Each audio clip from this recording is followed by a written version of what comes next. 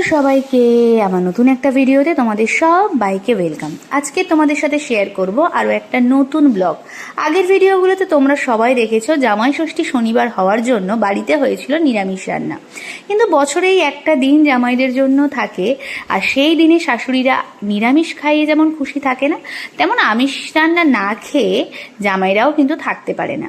এই বছর আমার দিদি আর জামাইবাবুর উদ্যোগে পুরো বাড়িতে আমিষ রান্নার আয়োজন হয়েছিল রবিবার দিন, অর্থাৎ জামাই ষষ্ঠীর পরের দিন। দিদি জামাইবাবু সমস্ত উদ্যোগ নিয়ে আয়োজন করেছিল। মেনুতে ছিল খাসির মাংস, ভেটকি মাছের ফিলে দিয়ে ফিশ ফ্রাই, পাবদা মাছ আর চিংড়ির পুর দিয়ে তৈরি হয়েছিল পটল।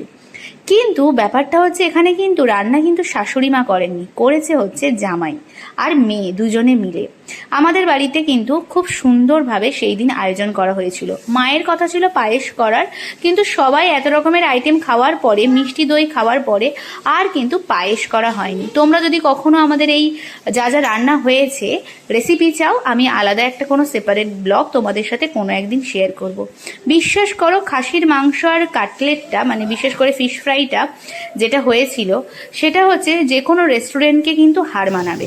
আমার জামাইবাবু কিন্তু দারুণ রান্না করে।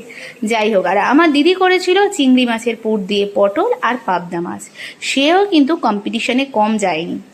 এত সুন্দর আয়োজন করে রান্না হয়েছে।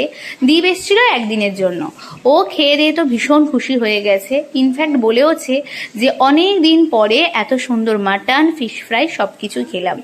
যাই হোক, সবাই মিলে যে এই দিনগুলো আনন্দ করতে পেরেছি, এটাই হচ্ছে বড় কথা। লাইফ তো ভীষণ আনপ্রেডিক্টেবল, তাই আনন্দ করে খুশিতে থাকাটাই হচ্ছে সব থেকে বড় কথা।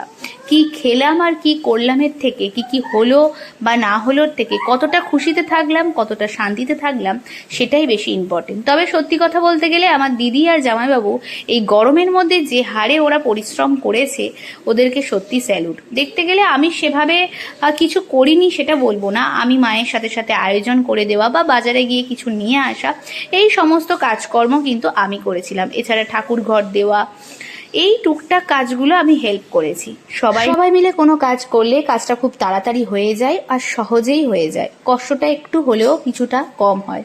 কিন্তু এই গরমকালে সত্যি কথা, প্রত্যেক নিয়ত আমাদের মায়েরা যেভাবে রান্না করে, সত্যি কথা বলতে গেলে আমরা হয়তো ততটা কোনোদিনই পেরে উঠবো না। যাই হোক, প্রত্যেকটা রান্না খুব টেস্টি হয়েছিল। আর আমার ভয়েস মেসেজের পাশ থেকে যদি, মানে ভয়েস ওভারের পাশ থেকে যদি কোনো সাউন্ড পাও, আমি যেদিন ভয়েস ওভার দিচ্ছিলাম আর একজন ছিল আমার সাথে।